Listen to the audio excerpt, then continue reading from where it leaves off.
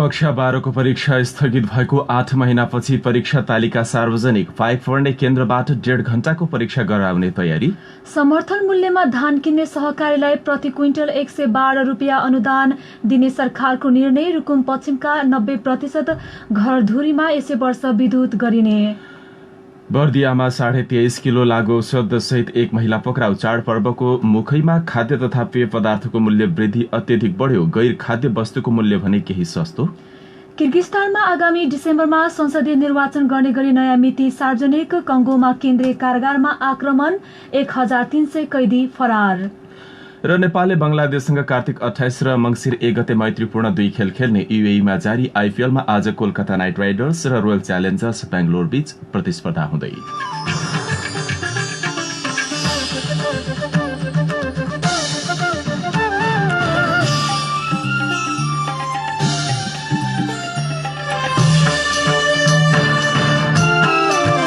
नमस्कार, इन्द्रेणी समाचारमा सहकर्मी कल्पनासँगै म छविको तपाईलाई हार्दिक स्वागत छ।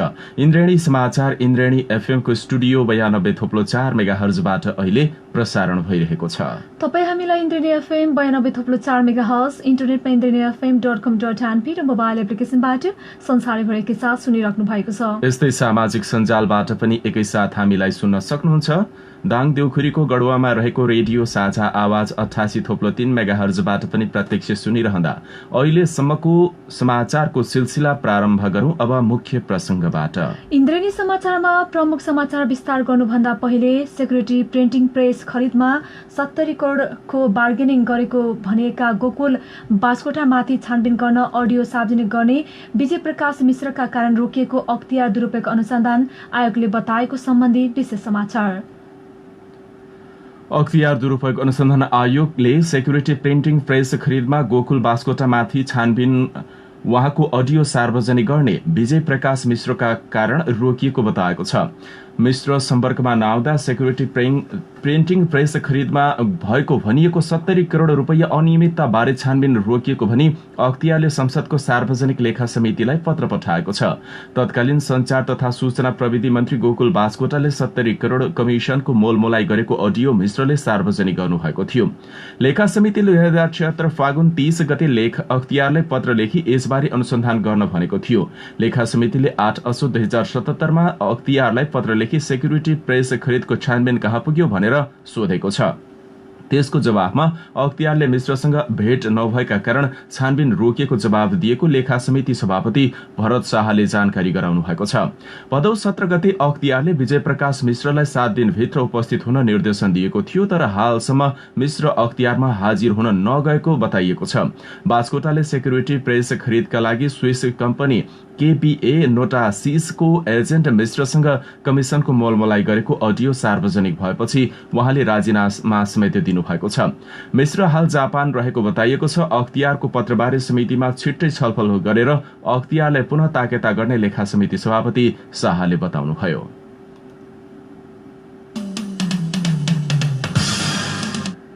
लामो समयको प्रतीक्षापछि राष्ट्रिय परीक्षा बोर्डले कक्षा 12 को परीक्षा तालिका सार्वजनिक गरेको छ।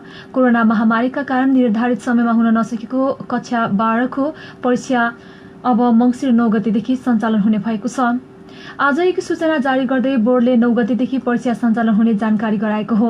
यसपटकको परीक्षामा सम्बन्धित विद्यालयमा उपस्थित हुन नसकेका विद्यार्थीहरूका लागि नजिकैको परीक्षा केन्द्रमा परीक्षा दिन सक्ने व्यवस्थासहित मंसिर 9 गतेबाट परीक्षा तालिका सार्वजनिक गरेको बोर्डका प्रमुख चन्द्रमणि पौडेलले जानकारी दिनुभएको छ। पौडेलका अनुसार परीक्षा आधा घण्टादेखि 1.5 घण्टासम्मको मात्रै हुनेछ। यस्तै कक्षा 11 को 40% मूल्याङ्कन, 12 को 40% लिखित परीक्षा र विद्यालयले लिने आन्तरिक मूल्याङ्कनको 20% को आधारमा मूल्याङ्कन गरिनेछ। यस्तै बोर्डले इलेक्ट्रोनिक्स प्रवेश पत्र भए पनि 7 मा हुनुपर्ने जनाएको छ। समय सीमा र परीक्षा मोडालिटी परिवर्तन गरेको बोर्डले प्रश्नपत्रको स्वरूप उस्तै हुने तर छोटा उत्तर दिनुपर्ने खालको हुने जनाएको बोर्डले बताएको छ। कक्षा 12 को परीक्षा स्थगित भएको 8 महिना पुगिसकेको छ। कोरोना महामारीका कारण स्थगित भएको परीक्षामा 4,32,000 विद्यार्थी सहभागी हुँदैछन्। परीक्षा दिने समयमा केही विद्यार्थी संक्रमित भएर उपचाररत भएको अवस्था रहे बोर्डले पछि छुट्टी प्रश्नपत्र निकालेर परीक्षा लिने पनि बताएको छ। सरकारले तोकेको समर्थन मूल्यमा धान किन्ने सहकारीलाई प्रति क्विन्टल 112 रुपियाँ अनुदान दिने निर्णय भएको छ। मन्त्री परिषद बैठकले सो निर्णय गरेको हो। कृषि तथा पशुपक्षी विकास मन्त्रालयले तोकेको मूल्यमा कृषकले धानको बजार पाउने व्यवस्थाका लागि सहकारीहरूलाई सहयोग गर्ने निर्णय भएको बताइएको छ। कृषि उत्पादन र कृषकको हितमा सो महत्वपूर्ण निर्णय भएको मन्त्रालयले जानकारी गराएको छ। कृषि मन्त्रालयले यस वर्ष रोपाई हुनु अगाडि नै धानको न्यूनतम समर्थन मूल्य मोटा धान प्रति क्विन्टल 2735 रुपियाँ र मध्यम धान प्रति क्विन्टल 2885 रुपियाँ निर्धारण गरेको थियो। वर्षेनी धानको समर्थन मूल्य तोकिने गरे पनि त्यसको प्रभावकारी कार्यान्वयन भएको थिएन। तर गत वर्ष गहुँको न्यूनतम समर्थन मूल्य 3015 तोकेपछि बजारमा गहुँको मूल्य 3400 सम्म पुगेको थियो। सरकारको यो निर्णयले न्यूनतम समर्थन मूल्यको प्रभावकारी कार्यान्वयन हुने र कृषक लाभान्वित हुनुका साथै सहकारी मार्फत सहकारीको भूमिका व्यवहारमा समेत स्थापित हुँदै जाने विश्वास गरिएको छ। नेपाल उद्योग वाणिज्य महासंघको वरिष्ठ उपाध्यक्षमा वर्तमान उपाध्यक्ष चन्द्रप्रसाद ढकालले उम्मेदवारी दर्ता गर्नुभएको छ। आज महासंघको केन्द्रीय कार्यालय टेकुमा ढकाल सहित उहाँको प्यानलका सबै उपाध्यक्षका उम्मेद्वारहरूले उम्मेदवारी दर्ता गराएका हुन्। ढकाल प्यानलबाट वस्तुगत उपाध्यक्षमा उमेशलाल श्रेष्ठ, जिल्ला नगर उपाध्यक्षमा गुणनिधि तिवारी र एसोसिएट उपाध्यक्षमा रामचन्द्र संघाईले उम्मेदवारी दर्ता गराउनु भएको हो। महासंघको 54 वार्षिक साधारण सभा तथा निर्वाचन आगामी मंसिर 11, 12 र 13 गते काठमाडौँ हुन लागेको छ। यसअघि गत चैत्रमा हुनुपर्ने महासंघको 54 साधारण सभा तथा निर्वाचन कोभिड-19 का कारण स्थगित भएको थियो। पछि पटक पटक साधारण सभा तथा निर्वाचनको मिति तोकिए पनि कोभिड-19 को संक्रमण रोकथाम तथा नियन्त्रणको लागि सरकारले जारी गरेको लकडाउन तथा निषेधाज्ञाका कारण साधारण सभा हुन सकेको थिएन।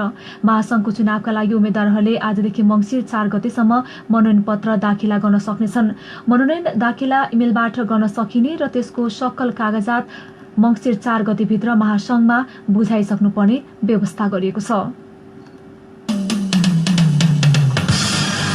बर्दियामा सशस्त्र प्रहरीले 23.5 किलो लागु औषधसहित एक महिलालाई पक्राउ गरेको छ। गए राति सशस्त्र प्रहरी बल नेपाल नम्बर 31 गण हेडक्वार्टर बर्दिया मातहत रहेको बीओपी कट्टीले 23.5 किलो अफिम र चरेसहित रुकुम बाफीकोट गाउँपालिका 8 डुलेकी 38 वर्षीय निर्मला बाठा मगरलाई पक्राउ गरेको हो। सशस्त्र प्रहरी निरीक्षक टीकाराम मैनालीको कमान्डमा खटिएको 7 जनाको मोबाइल गस्ती टोलीले गोलेरिया 1 गाउँ नम्बर 10 बोर्डर इलाकाबाट अफिम र चरेसहित ती महिलालाई पक्राउ गरेको हो।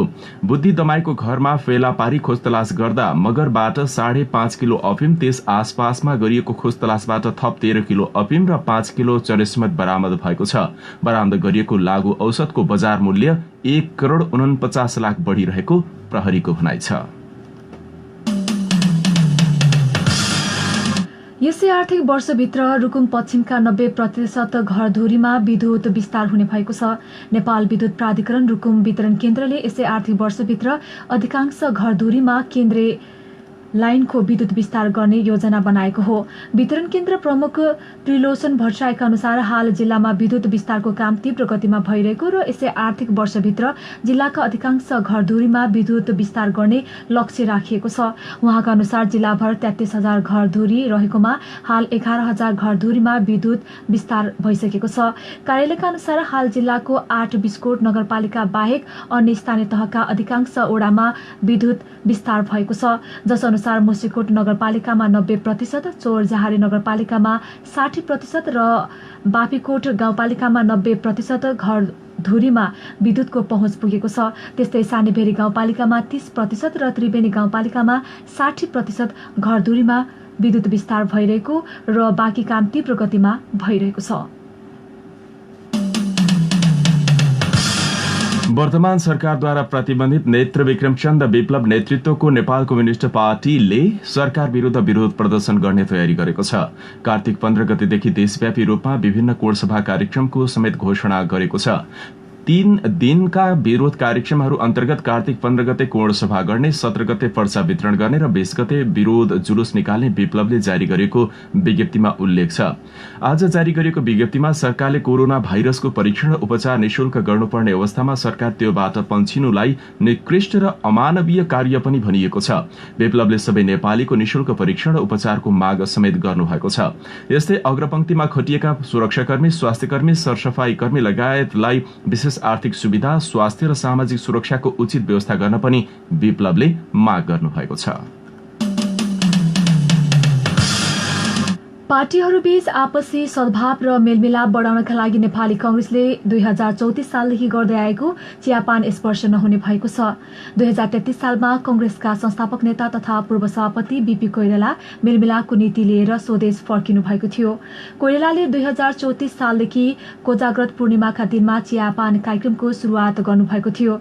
त्यसयता कोजाग्रत पूर्णिमाको दिन हरेक वर्ष चियापान निरन्तर हुँदै आएको थियो। पर्वहरूको अवसरमा हार्दिकता साटासाट गर्न कांग्रेसले गर्दै आएको चियापान स्पर्श कोरोनाका कारणले नहुने भएको कांग्रेसका प्रवक्ता विश्वप्रकाश शर्माले जानकारी दिनुभएको छ।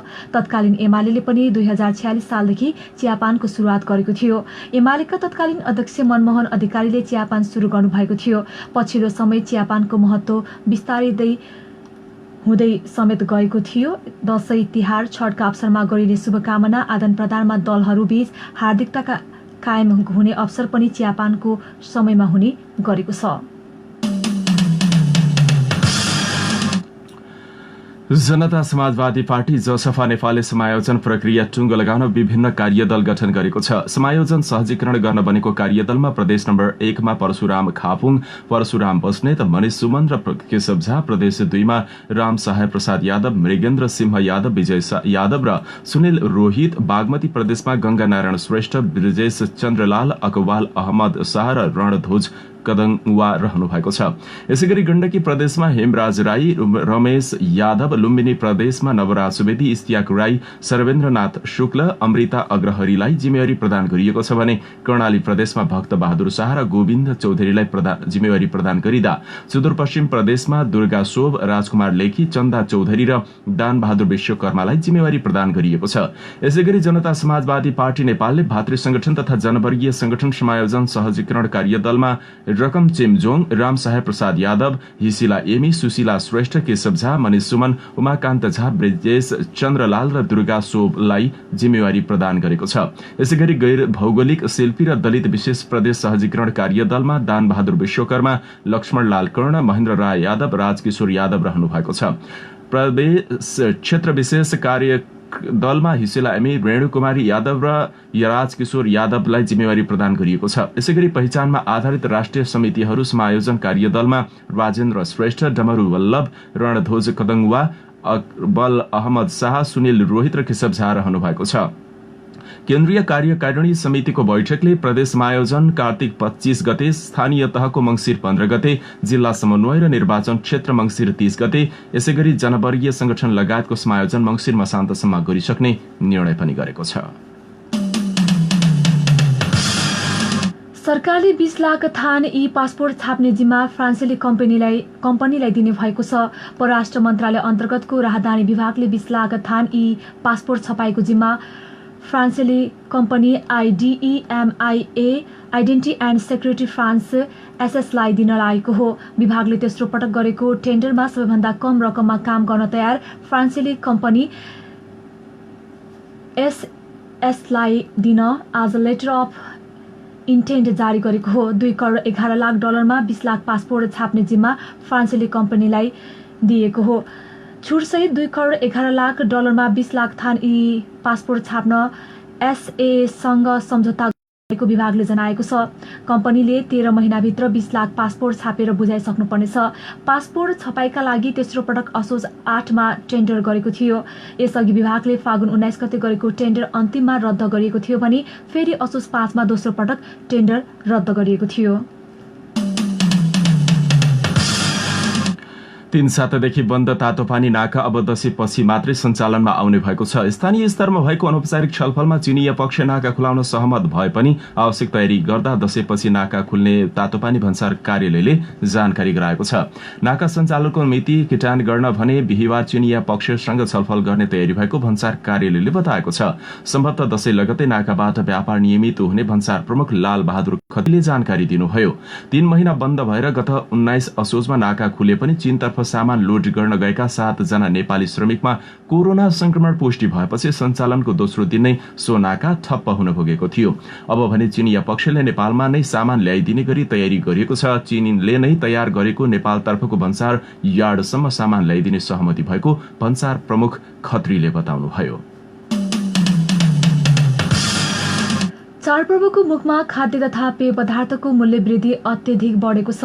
नेपाल राष्ट्र बैंकले चालू आर्थिक वर्षको पहिलो 2 महिनाको आर्थिक तथा वित्तीय अवस्थाको प्रतिवेदन सार्वजनिक गर्दै गैर खाद्य तथा सेवा क्षेत्रको तुलनामा खाद्य तथा पेय पदार्थको मूल्य वृद्धि उच्च रहेको जनाएको छ।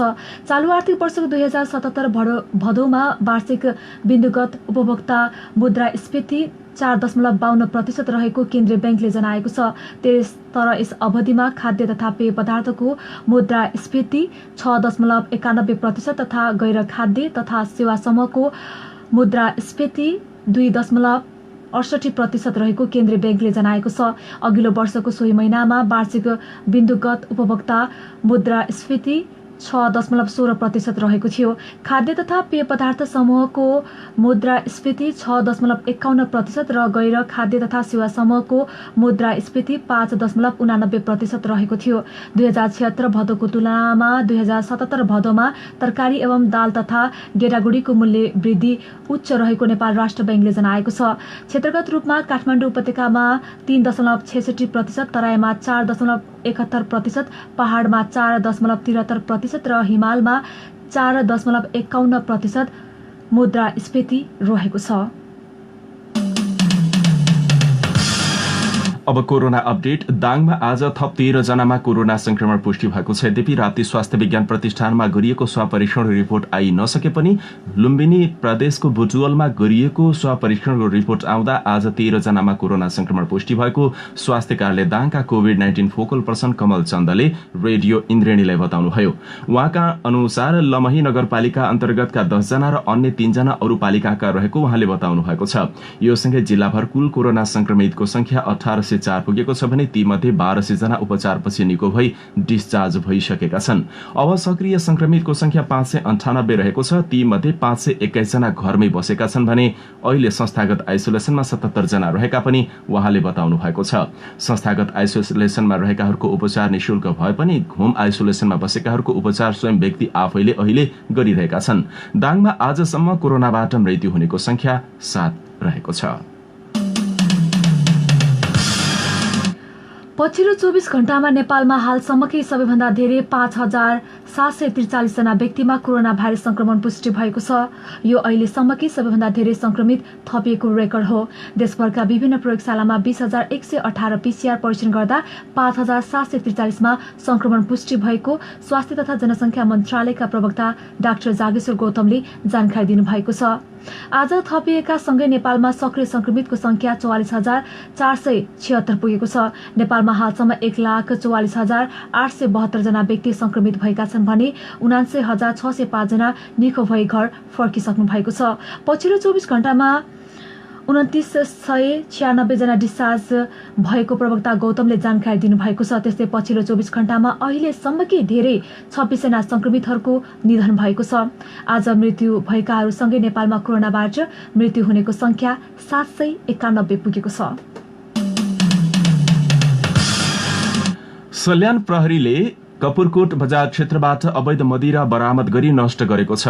प्रहरी चौकी कपुरकोटबाट खटिएको प्रहरी टोलीले घरेलु मदिरा बनाउन प्रयोग हुने कच्चा पदार्थ र भाँडा समेत बरामद गरी केहीलाई नष्ट गरेको छ भने केही नियन्त्रणमा राखेको छ। कपुरकोट बजार क्षेत्रका विभिन्न होटलहरूमा बिक्रीका लागि लुकाई छिपाई राखिएको घरेलु मदिरा 105 लिटर, मदिरा बनाउन तयार पारिएको कच्चा पदार्थ 185 लिटर र मदिरा बनाउने भाँडा 3 थान समेत बरामद गरिएको प्रहरी चौकी कपुरकोटका इन्चार्ज जनक बहादुर भण्डारीले बताउनुभयो। मदिरा बरामद पश्चात एक पटकलाई सचेत गराएर छाडिएको र आगामी दिनमा सोही कार्य दोहोर्याए कड़ा कार्यवाही गर्ने चेतावनी समेत दिएको उहाँले बताउनुभयो। बरामद गरिएको मदिरा जनप्रतिनिधि, पत्रकार, उद्योग वाणिज्य संघका प्रतिनिधि, स्थानीय व्यवसायी लगायतको रोहबरमा कपुरकोट 3 स्थित डम्पिङ साइटमा लगेर नष्ट गरिएको छ। जिल्ला प्रहरी कार्यालय सल्यानले सञ्चालन गरेको अवैध घरेलु मदिरा नियन्त्रण अभियान अन्तर्गत कपुरकोटबाट घरेलु मदिरा नियन्त्रणमा लिएको प्रहरी चौकी कपुरकोटले जानकारी गराएको छ। इन्द्रेणी समाचारमा अब अन्तर्राष्ट्रिय समाचार। किर्गिस्तानमा आगामी डिसेम्बरमा संसदीय निर्वाचन गर्ने गरी नयाँ मिति सार्वजनिक गरेको छ। यसअघि गत अक्टोबर 4 भएको संसदीय निर्वाचनमा राष्ट्रपतिका समर्थक दलले एकपक्षीय रूपमा विजय हासिल गरेका थिए, तर उक्त निर्वाचनमा धाँधली भएको भन्दै राष्ट्रपति विरुद्ध जनताले विरोध प्रदर्शन गरेका थिए।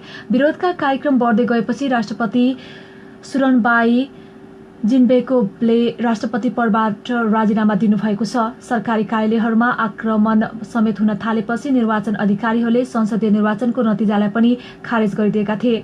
प्रदर्शनकारीहरूले जेलमा बन्द रहेका सदिर झापारोप समेत धेरै विपक्षीहरूलाई मुक्त गरेका थिए। राष्ट्रपति सुरोनबाईले विपक्षी नेता सदिरलाई प्रधानमन्त्रीमा नियुक्त गर्नुभएको थियो भने झापारोप स्वयंले आफूलाई राज्य प्रमुख घोषणा गर्नुभएको थियो। आज केन्द्रीय निर्वाचन आयोगले संसदको आगामी निर्वाचन डिसेम्बर 20 मा गर्ने गरी तोकेको छ। राष्ट्रपतिको निर्वाचन भने आगामी जनवरीमा हुन सक्नेछ। अफ्रिकी मुलुक कंगोको पूर्वी भेगस्थित बेनीमा अलाइड डेमोक्रेटिक फोर्स एडीएफ नामको विद्रोही समूहले केन्द्रीय कारागारमा आक्रमण गरी त्यहाँ रहेका 1300 भन्दा बढ़ी कैदीलाई भगाएको छ। बेनी शहरका मेयर मोडेस्के बलवाना माहाले काङ यावी कारागारमा भिडन्तका क्रममा एक कैदीको ज्यान गएको समेत बताउनु भएको छ। उहाँले जेलबाट फरार कुनै शंकास्पद व्यक्तिदेखि स्थानीय प्रशासन प्रहरीमा खबर गर्न समेत आग्रह गर्नुभएको छ। स्थानीय प्रशासनको सम्पर्कमा आएका कैदीबन्दीहरूले विद्रोहीसँगको जीवन आफ्ना लागि अझ खतरापूर्ण र दुःखदायी रहेकाले फर्किएको टिप्पणी गरेका छन्। काङ यावी जेल तोडीको समाचार आए लगतै स्थानीयवासीमा त्रास उत्पन्न भएको छ। सरकारी फौज र एडीएफ बीच हिंसात्मक झडप हुने र त्यहाँबाट स्थानीयवासी प्रताडित हुने खतरा समेत बढेको छ। यसअघि 3 वर्ष पहिले पनि काङ व्याई कारागारमा आक्रमण गरेर 100 भन्दा बढ़ी कैदीबन्दी भगाइएको थियो। त्यस वखत दर्जनौं व्यक्तिको मृत्यु भएको थियो। इस्लामिक स्टेट समूहले कारागारमाथिको हमलाको जिम्मेवारी लिएको छ। इन्द्रेणी समाचारमा भने अब केही खेल समाचार। बंगलादेश फुटबल महासंघले नेपालको राष्ट्रिय फुटबल टिमसँग खेल्ने 2 मैत्रीपूर्ण खेलको मिति तय गरेको छ। बीएफएफले नेपाल र बंगलादेश बीच हुने 2 मैत्रीपूर्ण खेल नोभेम्बर 13 र 17 तारिकमा हुने बताएको छ। बंगलादेशले सार्वजनिक गरेको मिति नेपालको क्यालेण्डरमा कार्तिक 28 गते र दोस्रो खेल मंसिर 2 गते खेल्नेछ। दुवै खेल बंगलादेशको बंगबन्धु राष्ट्रिय रंगशालामा हुनेछ। बंगलादेशले नेपाल विरुद्धको 2 मैत्रीपूर्ण खेलका लागि 36 सदस्यीय खेलाड़ीको सूची सार्वजनिक गरेको छ। कोरोनाका कारण करिब 7 महिना बन्द भएको नेपाली फुटबललाई राष्ट्रिय खेलकुद परिषदले गत साता प्रशिक्षण र मैत्रीपूर्ण खेलका लागि स्वीकृति दिएको थियो। यसका लागि एन्फाले दशैं लगत्तै राष्ट्रिय टिमको प्रशिक्षण शुरू गर्ने जनाएको छ। फिफाको मैत्रीपूर्ण खेलको समयमा नेपालले बंगलादेशसँग 2 मैत्रीपूर्ण खेल खेल्ने बताएको छ। र यूएईमा जारी 13औं संस्करणको इन्डियन प्रिमियर लीग आईपीएल टी20 क्रिकेटमा आज Kolkata night Riders royal Challengers Bangalore बीच प्रतिस्पर्धा हुँदैछ। अबुधाबीमा कोलकाता र बेंगलोर 10औं खेलका लागि मैदानमा उत्रदैछन्। कोलकाता र बेंगलोर बीचको खेल नेपाली समयअनुसार आज बेलुकी पौने 8 बजेबाट शुरू हुनेछ। शेख जायद क्रिकेट स्टेडियममा कोलकाता 6औं जितको खोजीमा हुनेछ। अघिल्लो 9 खेलमा 5 जितसित 10 अंक जोडेको कोलकाता 4थो स्थानमा रहेको छ। यसैगरी बेंगलोर 7औं जितको खोजीमा रहेको छ। बेंगलोर 9 खेलमा 12 अंक जोडेर तालिकाको तेस्रो स्थानमा रहेको छ। यसैबीच किङ्स 11 पंजाबले यूएईमा जारी 13औं संस्करणको इन्डियन प्रिमियर लीग आईपीएल क्रिकेटमा शीर्ष स्थानको दिल्ली क्यापिटल्सलाई पराजित गर्न सफल भएको छ। गैराती सम्पन्न खेलमा पंजाबले दिल्लीलाई 5 विकेटले पराजित गर्यो। दुबई अन्तर्राष्ट्रिय क्रिकेट स्टेडियममा दिल्लीले दिएको 165 रनको लक्ष्य पंजाबले निर्धारित 19 ओभरमा मात्र 5 विकेट क्षतिमा पूरा गर्यो। यसअघि टस जितेर पहिले ब्याटिङ गरेको दिल्लीले 20 ओभरमा आफ्नो 5 विकेट गुमाउँदै 164 रन बनाएको थियो। जितपछि पंजाबले 10 खेलमा 8 अंक जोडेको छ। पंजाब तालिकाको 5औं स्थानमा समेत उक्लिएको छ। दिल्ली भने शीर्ष स्थानमा यथावत छ।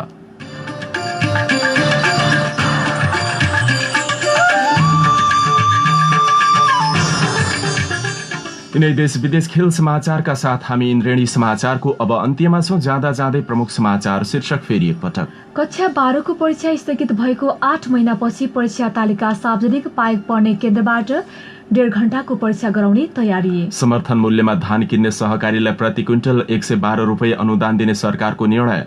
रुकुम पश्चिममा 90% घरधुरीमा यसै वर्ष विद्युत विस्तार गरिने।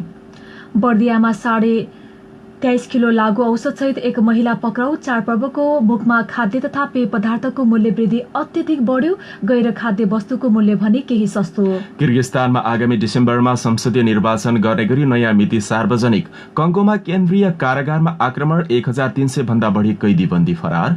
र नेपालले बंगलादेशसँग कार्तिक 28 र मंसिर 1 गते मैत्रीपूर्ण खेल खेल्ने। युएईमा जारी आईपीएलमा आज कोलकाता नाइट राइडर्स र रोयल च्यालेन्जर्स बेंगलोर बीच प्रतिस्पर्धा हुँदै। हवस् त अहिलेलाई बेलुकी 5:30 को यो इन्द्रेणी समाचार सकियो। समाचार सुनेर साथ दिनुहुने यहाँहरू सबै श्रोतालाई धेरै धन्यवाद। अब बेलुकी 7:30 बजे तपाईँ अर्को इन्द्रेणी डायरी सुन्न सक्नुहुनेछ। अहिलेलाई समाचार कक्षका सम्पूर्ण सहकर्मीहरूसँगै साथी कल्पना अनि म छवि आज्ञा माग्छौं। नमस्कार।